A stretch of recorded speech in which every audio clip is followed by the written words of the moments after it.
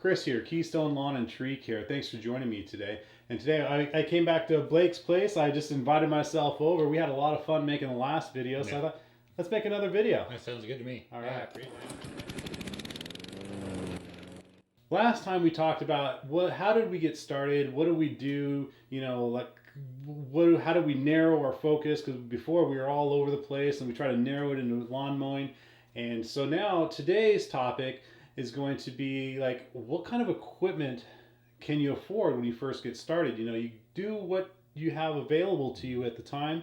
You may not have a big budget. You can't just run out there and buy a $10,000 mower. It's just way too cost prohibitive. However, for lawn mowing, the barrier of entry of getting into the business is not really that bad. For example, for me, I had my own lawnmower, my old Craftsman lawnmower from Sears that I was mowing my own lawn with, residential grade, and I had a weed eater. And I don't even think I had a blower at this point. I had a push broom. I remember that, yeah. Yeah, and that's all you can afford. And so when you're first getting started, the barrier of entry can be low, and you get what you can afford. So my story is, I had my Craftsman mower, had a weed eater, and had a broom. I think the first thing I did after the first few yards is I did go out and I got, I think, a Home Light blower from Home Depot or whatever. It was like $75 or even less than that. But my first year or so, it was kind of a struggle, because these residential grade equipment, it's not really that good, but you can't afford the better higher end equipment, so it's kind of what comes first, the chicken or the egg. How do you get it? But you got to make the money to get the good stuff. That's true. Yeah. What are your thoughts? Well, I mean, definitely start with what you have. I mean, honestly, I'm still in my first year. I'm still using, I've got 2 residential mowers. I only take one with me, but I have a backup. Thankfully, those were actually gifted to me. The something that you want to keep in mind is how important getting quality equipment is. So when you do start bringing in money, think about that and make sure you're investing in yourself. I mean, you really got to invest in yourself. Yes, yeah, that's really important. When I first got started, I had the Craftsman mower, and that lasted for about a season. And then by the second season, it was pretty much done. I mean, it was pretty ragged, and I tried to buy new wheels, and I tried to kind of cobble it and keep it together. And then I found, I'm just going to go out and buy another Craftsman mower. They were on sale at Sears in the spring. I just went out and bought one, and it worked pretty good for about halfway through my second season. And really, it wasn't until about my second and a half season did I actually spend the money and buy my first commercial lawnmower. It's a 21-inch Toro push mower. Not new, it was used. Mm-hmm. I must have spent maybe $800 on a push mower, which back then is tremendous. It's like way too much. Much for me. It was a tank, but I found that it lasted a much longer than my Craftsman did. Mm-hmm. And so by my second year, I had upgraded to the used commercial mower. I had purchased my first steel weed eater at this point, and I think I was still using my Home Light hand blower. Like, what are you doing now? This is your year and a half, second year in.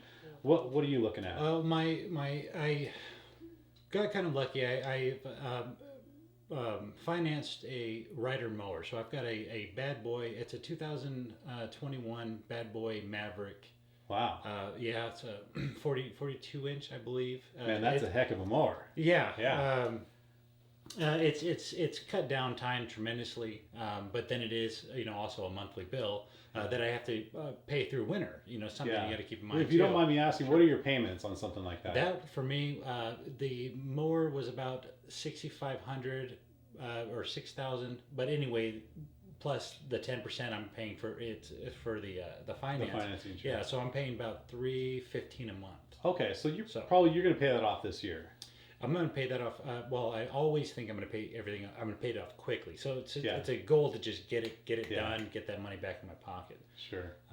So what are you doing for your weed eaters? Like I mentioned, I got my steel. I think it was a second year in, and I'm still on a hand blower. What are you using for weed eaters and blowers? I've got a steel. It's not as high of a quality that I should have. I mean, really, it's excellent. I can't remember what number it is. I don't know if it's like a 70 or they have different models. The one that I have, it's worked perfectly since I bought it, and I've had it for going on 2 years now. Runs excellent.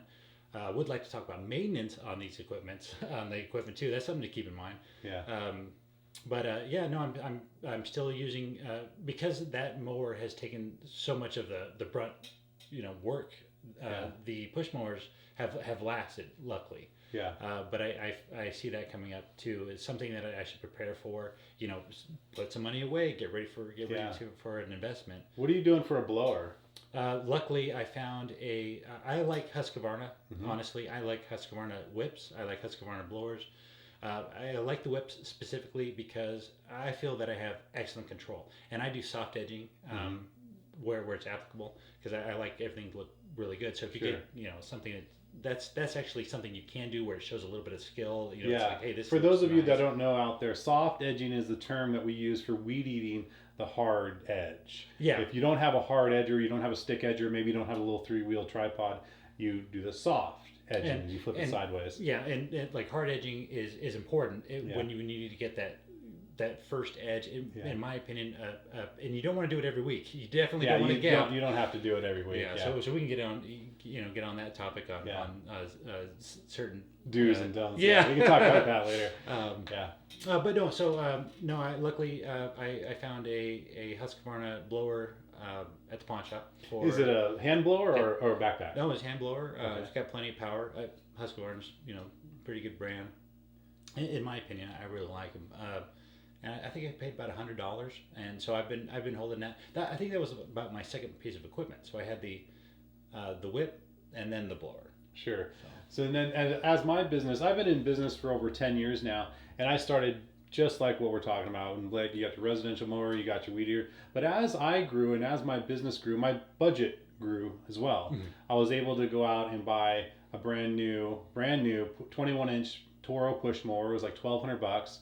And then I went out and I bought the Stihl FS 131, and this model is the big boy. This is the just one under the brush cutter. It's a big monster. And the reason for that I found is that when the grass gets really, really, really tall, we started doing violation cuts in Spokane, and it's you cannot cut through the tall grass with the lower end. You have to go with the bigger Stihl 131s at least to get through this stuff.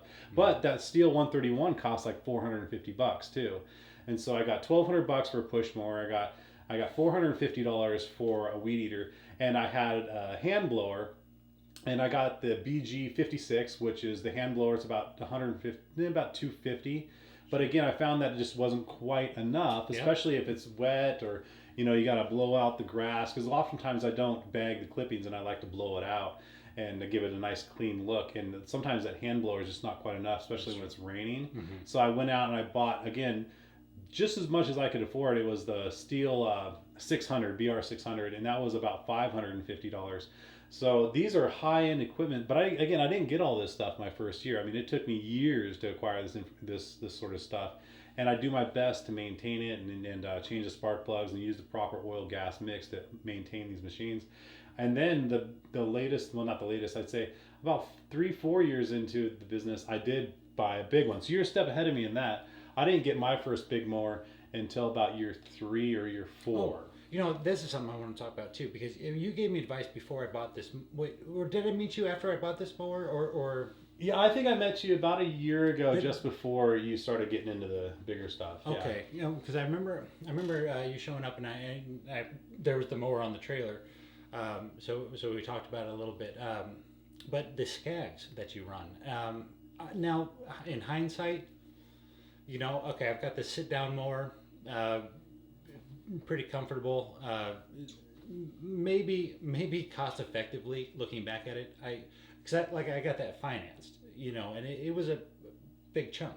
Maybe I should have started with the Skag. Maybe I should have gotten something that was a little bit more in my budget that would have helped me. Maybe, again, you do what you can do given the circumstances of where you're at. You buy what you can afford. And for me, I bought a 36-inch Skag. Walk behind. By walk behind, you're not actually walking behind it. You have the little wheels that you're riding on. But this was just big enough where I could do more, and it was fast enough, but it was just small enough so I could still get through the gates into the backyard. Yeah. And that was really important. I bet you can't get through big little gates with your big mower. Well, that's the thing. I had the options for little money more to get as big of a deck as I needed. I literally got the smallest deck I could because I've been in the line of work for so long. Yeah, I Yeah. want something that's going to fit through these gates, and I've actually been able to fit through quite a bit. Yeah, that's good. Not with a. I don't have a bagging system, so it's all blowing. That's a problem Yeah. there too. If I put that bagging system on, I'm not sure if it folds up so I can get through gates. Yeah, or you'd have to not. take the snout off. And, Yeah, which it's is a pain in the not butt. not going to work too well. Yeah. I mean, if you can, I recommend like a front deck type mower, like I love walkers. Yeah, That's a walker or any. I guess any kind of the new Toros grandstands. they've The got now. Toros are cool. Or I see X marks. That's what X they marks yeah. are a good one. Yeah, I see a lot of the guys cruising around with the grandstands, the kind that you stand on the back and you go. I personally, I found that they're a little bit more expensive. So I just fell in love with my 36-inch Skag. I just love it. It's just small enough, like I said, that you can get through gates, but it's fast enough and big enough and heavy duty enough to just just rip out the yards. And I think that's excellent advice because I mean I'm at a 42 and I can't fit through everything. So yeah, that good advice there. Yeah, so you're not going to get all this super high end equipment like right off because you just can't afford it, but you're gonna get it almost right away within the first couple years. Yeah, for sure. I had the option to finance this, but thinking about the money I could have saved, I mean, I have a $500 blower on my mind. I mean, I've got these the Toro pushes. I mean, the 30-inch. Oh, I'd love one of those. Well, now I've got this large bill that I'm still handling. So yeah, and you can't get all this stuff right away. And I think one big thing that I found is that when I pass other lawn care guys, trucks and stuff, I get kind of jealous, and I'm like, man, how can they afford that stuff? But you know what? It's important when you're first getting started. You're not comparing yourself to these big $1 million outfits. And really, now that I've been doing it for over 10 years, I do get a little bit of mower envy sometimes. But again, I stop and I think, you know what? It's apples and oranges. Yeah, that reminds me about that envy thing. Is if you're trying to do this, there's a reason why you're doing it. It's all about why. I have my why I'm doing it. You probably have a why you're doing it. Sure. And so don't worry about anybody else or anything else. Just do it. Yeah, don't go down that rabbit hole of comparing yourself to other people. You can and you might pull up right next to a nice fancy trailer with and don't worry about it. You have a reason why you're there. Yeah, and that goes more past lawn mowing. It's really just in general, just in life. I think that's a good lesson, Blake, is that you can't. You pull up to a guy who's driving some sweet looking whatever BMW or Mercedes and stuff, and you think, oh man, I compare myself to him, but that's just a rabbit hole you just don't want to go down, especially in the lawn care industry when you got these machines that cost thousands and thousands of dollars. I'll take a little hit on my ego and be honest with you. I've got a 3-ton pickup truck right now. I mean, my hood's spray painted black. That's how I bought it, and it's getting the job done, and I'm building the company well enough over a year and a half that this year I might even start investing in another truck and start getting that rolling, or I might paint that truck so it looks better. Something's going to happen to where when I was driving it in the condition it's in or the way it looks, it's actually I had to put $2,400 into it last year. Yeah. To get it to where it was.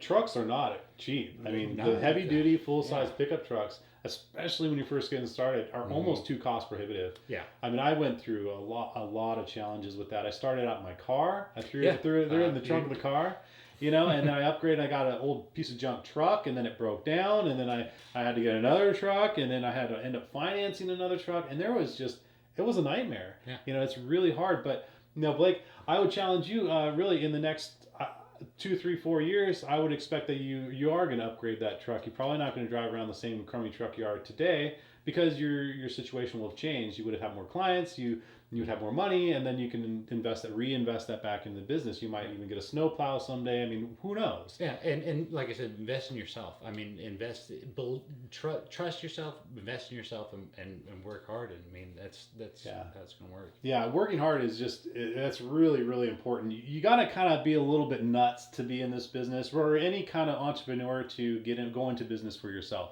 So that being said, it's okay to work for somebody else, to learn or just work for somebody else in general. Face it, if I could get some sweet job with benefits and, like paid time off and, a great 401k, yeah, I might go work for somebody else, but I'm a little bit nuts. I'm a little bit A personality, like type A. Why? Yeah, and that's kind of why we do what we do and what we make these silly videos is because we are kind of who we are, and you have to identify that in yourself and realizing, okay, yeah, I am this kind of person, and I'm just gonna go for it. Yeah, we all have this reason why we get up in the morning and we go to work and we just push it every day.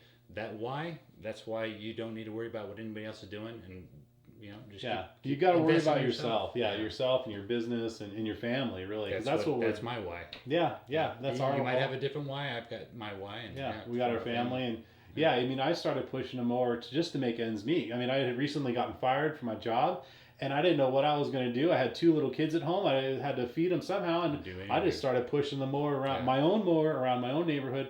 I felt like, I honestly, it was tough. It was kind of a bit of a bruised ego. Yep, I remember that feeling. Sure. But I got over it. And I'm not comparing myself to the guy driving the BMW or whatever. I'm doing my best and just working hard. Yeah. I mean, I'm doing the same thing. I'm showing up with a pickup truck with pulling out a residential mower, handling duplexes and things like that. So I feel like eyes are on me, and I'm out there with I'm not pulling up like a huge business, but that's changing and it will change. And you mentioned the hatchback or the car. The car, yeah. I've got a buddy of mine. His equipment's built. I've actually bought some equipment from him and that sort of thing. But he started out in a hatchback. So I mean, he had the mower sticking out. I mean, bungees going across. He had bags of grass in the hatchback of this car. So I mean, just whatever you got to do. Don't care about anybody. Don't care what. Right. And just work hard, and you're not.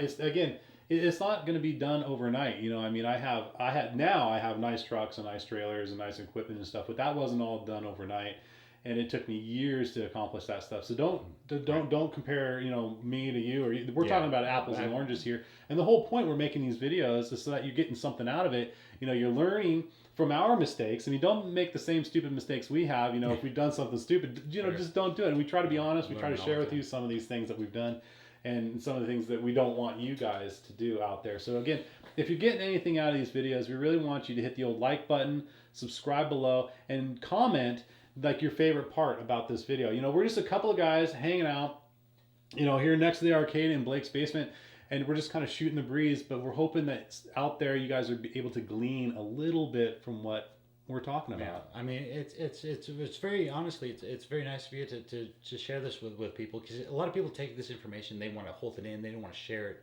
You're giving invaluable information, and so I hope you enjoy these videos too, because a lot of good information here.